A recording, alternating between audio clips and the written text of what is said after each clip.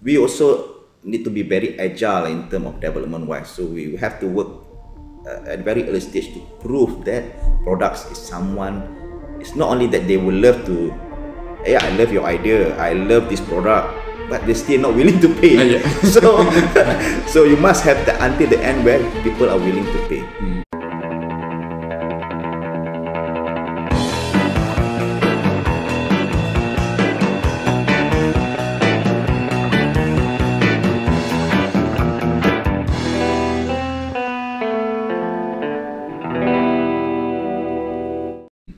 Hello and welcome to our newest episode for Startups.zone talk. Today I'm with Dr. Mazlan Abbas.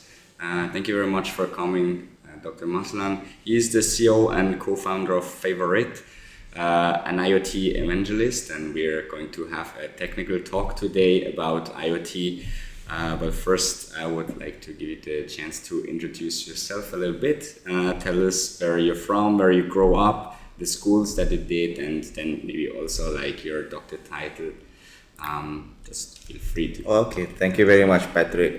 My name is Mazlan Abbas. But to tell the whole story of my life is very long because of the age, I would say. But anyway, I'm from Johor, so I would consider myself as the baby boomer, I would say, but baby boomer with high tech skills and talent and all that. Because during my early days of my schools, I was in Johor Bahru. Later, when I moved to Kuala Lumpur, my secondary school in Ampang Boys School. Later, I went to the university in University Technology Malaysia. That's when I graduated as a Bachelor of Electrical Engineering, specialized in more on communications. I did my masters in UK, Essex. Then I did my PhD back in UTM. Okay. It's my own my university. For that, I was a lecturer after I graduated as my first degree, and from there, that's what my interest is to get more into the research areas. So we formed research group in the universities together with the lecturers and all that.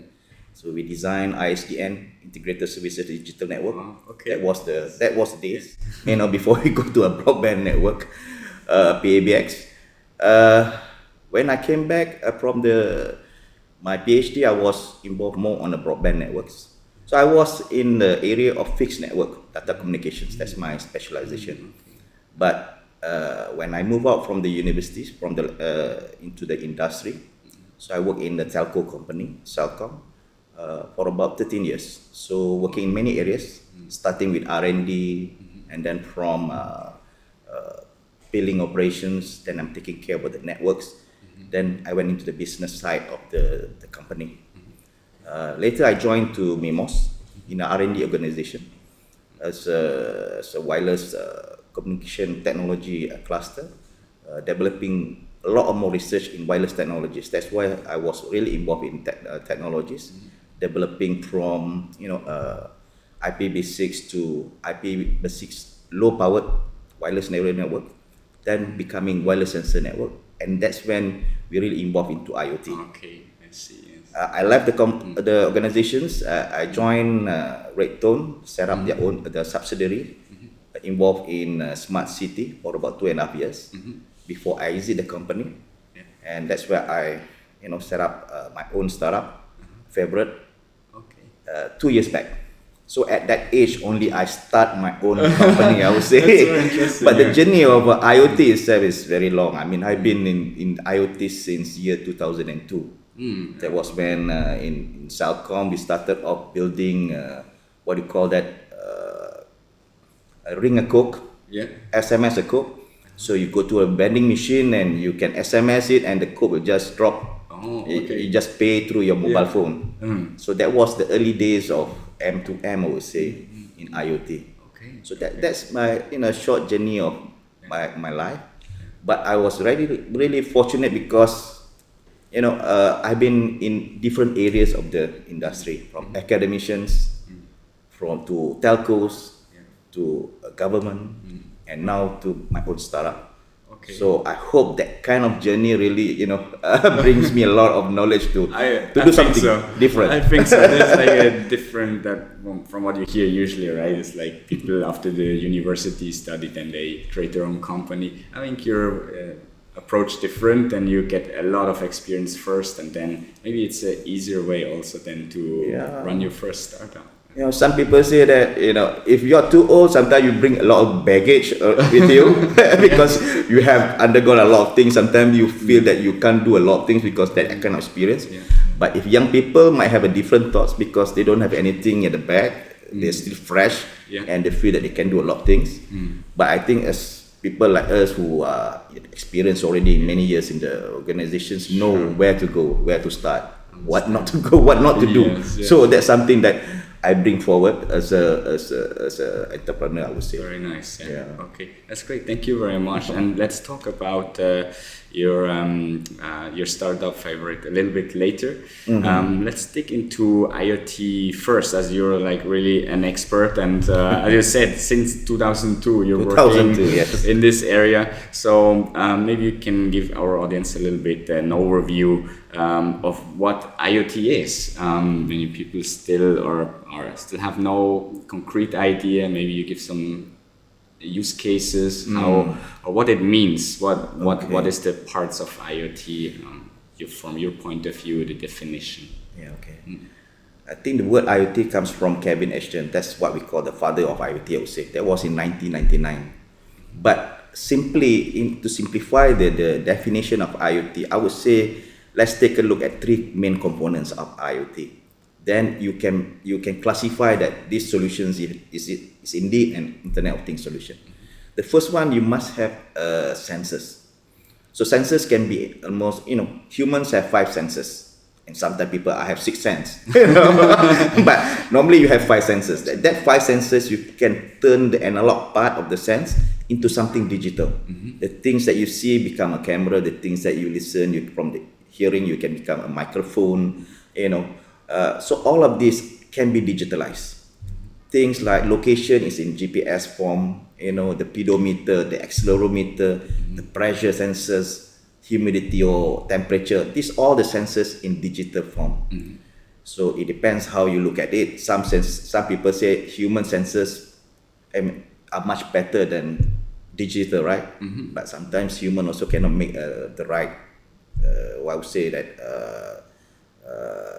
interpretation. If I ask what's the temperature now, human cannot even tell. But if temperature sensor can tell you it's 25 degrees Celsius. So there are certain things digital sensors are good. So you must have sensors. The second portion, you must have connectivity. Means how you transfer your data from the sensors onwards, either on a fixed network or wireless. So it can be from body area network to local area network to wide area network. So it can ranges. So people use different connectivity technologies. So from RFID, Zigbee, wireless Wi-Fi, and then you have 3G, low power, and now they have NB-IoT, Sigfox, or LoRa. So these are the connectivity technologies. But then the third component is what are you going to do with the data that you have collected? So you must have some applications that turn the data into something more useful. Some things you can create more insights. Your big data analytics comes in, right? And to do some dashboarding and all that, or even a workflow. When you receive a data, what you can do with that. So a lot of people see that when they start their IoT journey, the most important part is to identify the assets that you want to monitor. So if the building is an asset or person is an asset, so what are the things that you monitor? So you monitor the health parameters and all that, right? So what I'm saying is that the benefits of having an Internet of Things or connected thing is that you can do a lot of wonders. You can monitor things. You can even reduce your costs because at one time you need to do that manually or from remote, or it's more productive in a sense. You can reduce the number of people to do that, making sure that the data that you have collected is more quality level. You don't have any error. And of course, you can bring new revenue streams because understanding new ways of people do things, you can create new products. So you can create new revenue. So these are some of the benefits of IoT can bring. to the And you mentioned already there's quite a large possibility for use cases, right? So you just said like you can monitor humans, people, maybe animals also. Yes. Then machines or things that are moving, the temperature. What is then we move into like the smart cities approach or smart factories, smart everything, right? Yeah. Today everything is smart. Only the human part maybe you need to know whether it's smart or not. Well, I heard the term smart human before, right? And then I was like, oh, do we need IoT on the human body to make the human smart? Smarter. Or smarter. They can make decisions better in a sense when they have the data. I think so, and we go into this later. I know you're excited already about that. Let's take one step back. I wanted to ask you also. There's a lot of news currently about the 5G coming up and the connection with IoT. Can you explain what is the connection? How do you see how 5G would really even better enable or advance the IoT? There are two things that are coming in the trend. 5G that you mentioned, and maybe another one I would like to highlight on the industrial revolution, 4.0 thing. Yeah, Okay, the 5G, it's just an evolution of the current mobile network that we are looking at, what we call the IMT 2020. We have undergone through all the technology cycle, the mobile evolution from the first generation, which is mobile. Yeah. And then we have second generation, which is more on GPRS, low speed data. And we start to have more speed on 3G using wideband CDMA, the 4G using LTE advanced.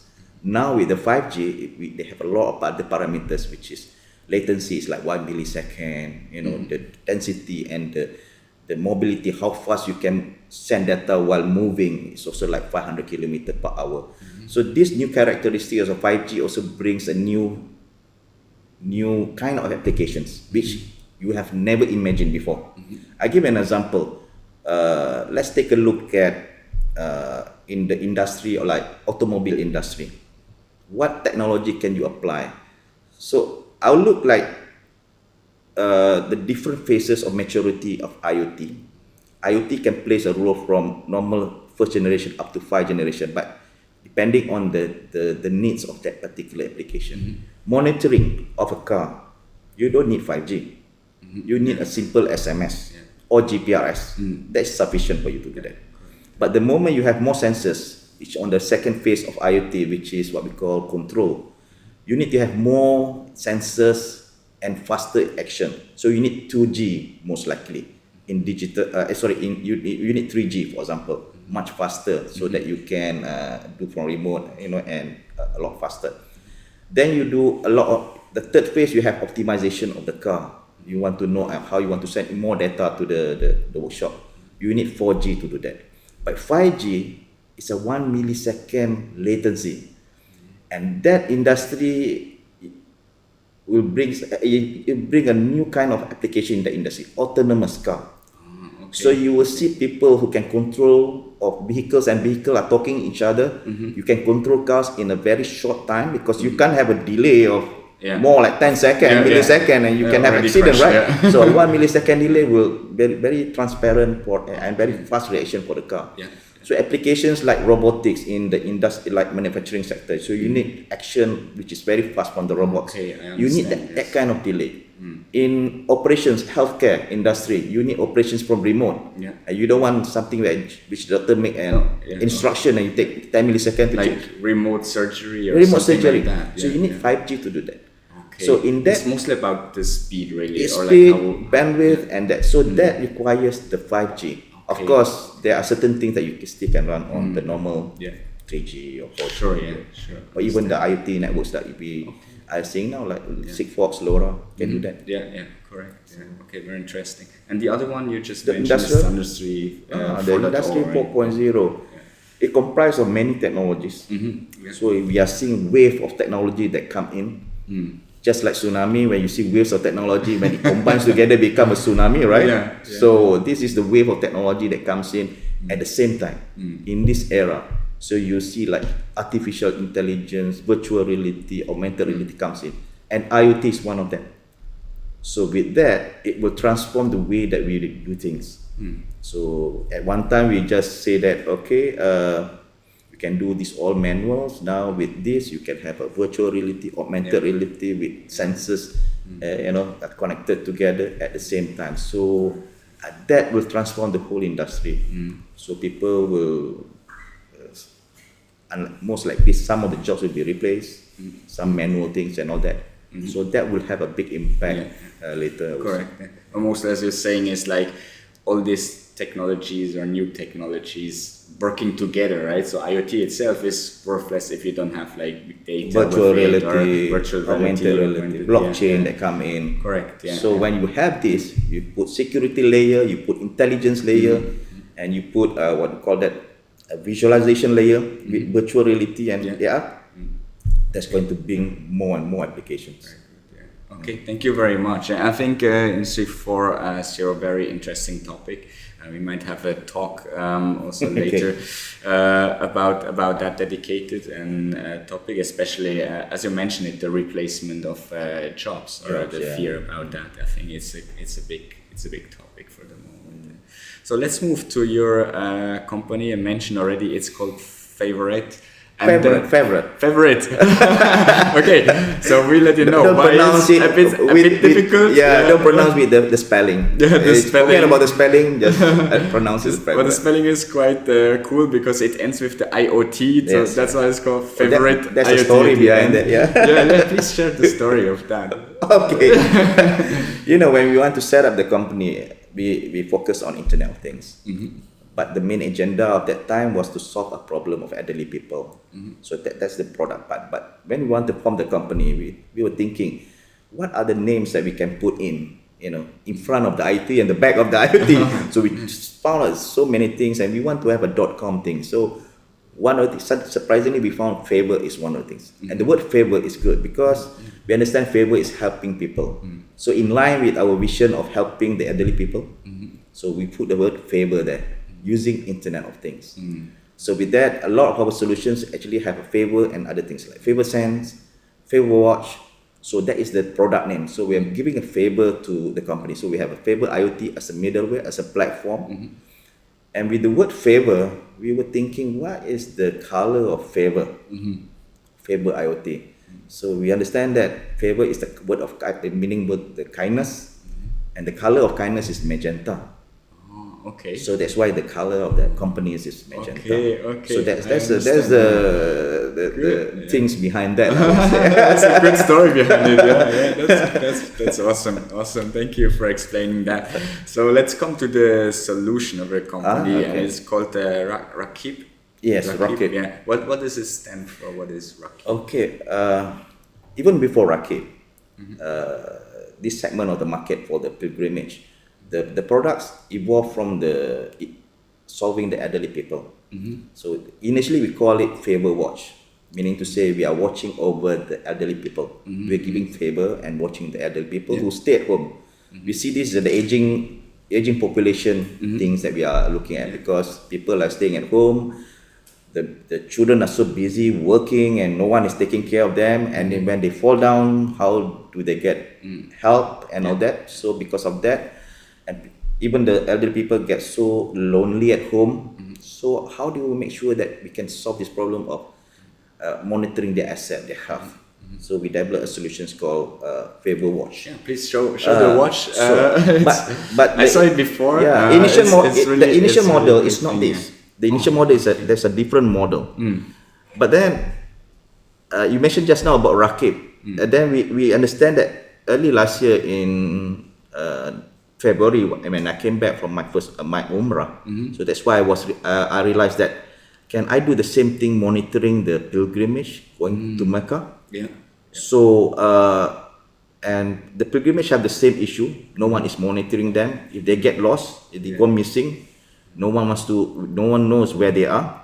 So I want them to use something which is easier rather than having two devices to do this. They just wear a watch. You just have only the watch, right? The watch itself. So again, two main use cases you have currently. You started with the elderly care, and you now going to the pilgrimage mainly for Hajj, right? And Umrah. Yeah. So that's why when we work on that segment, the name have changed. The word Rakib comes from an Arabic name, Arabic word. Raqib means overwatch, watching you.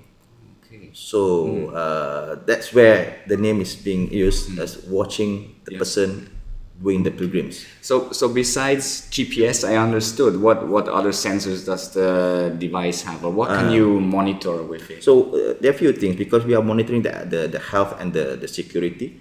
So we have like just normal contacts. You have blood pressure. You have heart rate. You have ECG. So the wonderful thing about ECG, it will translate the information into your physiological age. So if I'm 58, with my real health, it can show I'm 48, for example. So I'm 10 years younger. Okay. So it will show that. And also show the fatigue level. How many percent you are fatigued, you are tired and all that. So normally when I came back from Umrah recently and it was, very tiring there, it shows that I'm beyond 50%. So I'm quite tired because moving around and all that. But location wise, you can actually, it's all about getting others to monitor you. Yeah. So you have an app like here to monitor the person from For the elderly care, it will be your children or doctors. For the pilgrimage, it will be the event organizer or also the family at home. So so the idea for the Raqib is two stakeholders to monitor you. One is the family members at home who is going to be having a peace of mind. My parent is doing this, and where they are. And the second one, we allow the travel agent or the Hajj authorities to monitor them. So when they go under that umbrella of that authorities, they are responsible to take care of their pilgrims. So we call them mutawif or the officer in charge.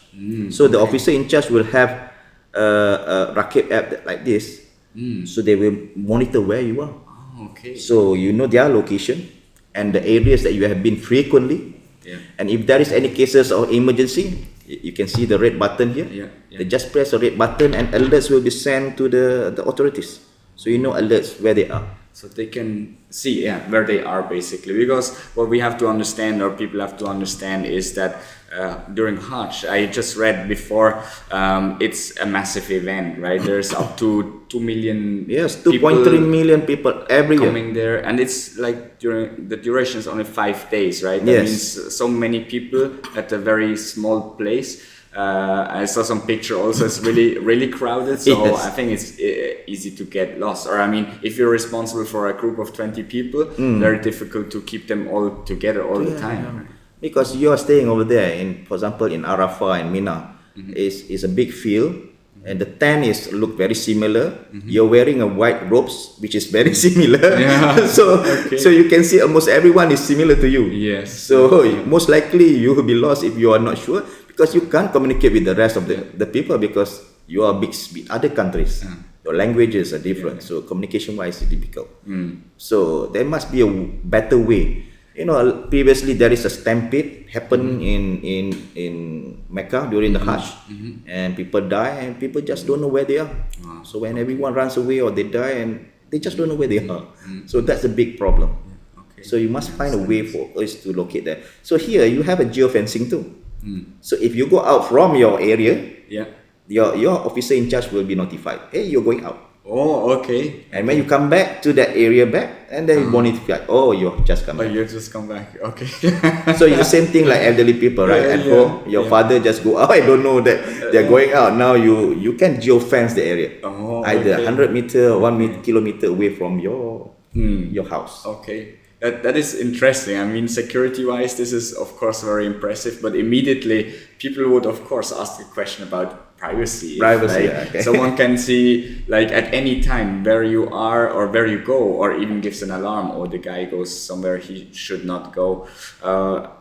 How do you see that topic, or is that even something people raise when they look into your solution, or is for people like the question for security much higher, so they don't care too much about, or is not a privacy question for them at all? How do you see that? It is different from like fitness where you are monitoring yourself. This is about security.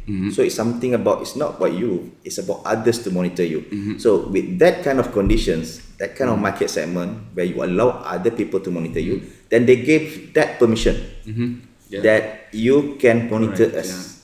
So for that purpose. Yeah. So now, even the children can monitor several of their family members. The motorway can monitor several of their authorities because of that services. So in terms of privacy and all that, is because of that you allow that.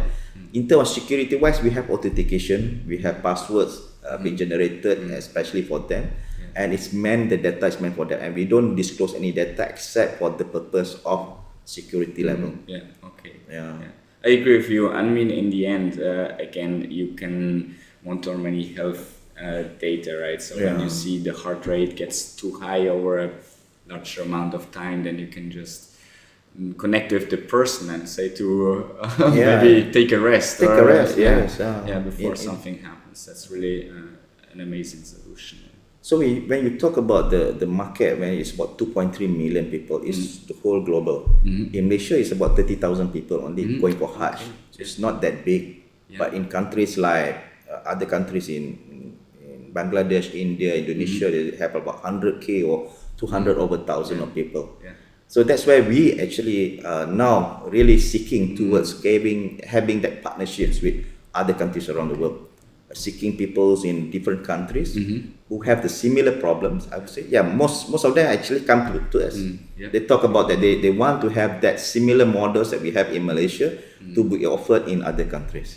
So now we are still opening up that opportunity for them. Okay, great. Amazing. Thank you very much for giving your insights into this solution. I think it's really useful and really a social app, if we can call it like this, that helps really the people to be more secure, more safe, and then also helps family members to be more secure. Thank you.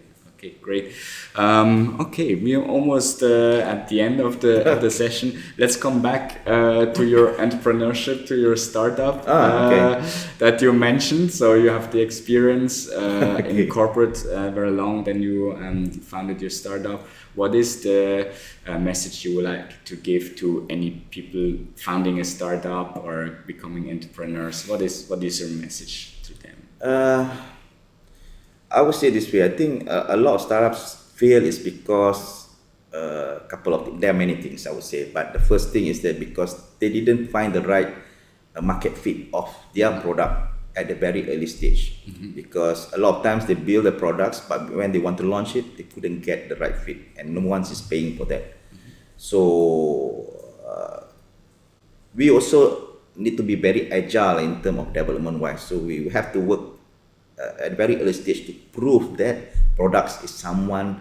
It's not only that they will love to, I love your idea, I love this product, but they're still not willing to pay. So you must have until the end where people are willing to pay. That shows your traction that comes in. So even though people says that another part is that because you need a certain runway, and make sure that runway is enough for you to fly. Because if otherwise you have a very short runway, you can't even launch the product. So make sure the runway is there. So you must find something that can support you either through your angel, through your VC. But I think the best part, it should be from the product itself. They are the ones that actually will sustain you in the future. It's not the VCs and all that. It can become later. The moment it comes better, you have a successful product, the VCs will come. Understand. Okay, that's great. Thank you very much for sharing this, for sharing your experience. Really appreciate you made the time coming here. Yes. Thank you very much. I really appreciate you, Patrick, and the Startup Zones to organize this. Thank you very much. Thanks to you. And thank you for watching. I hope you enjoyed this episode. Also, we will put the contact detail of Dr. Mazlan if you like to reach out to him or to his company for the product or any other questions about IoT. And then we see you next week in another episode. Thank you very much. Thank you.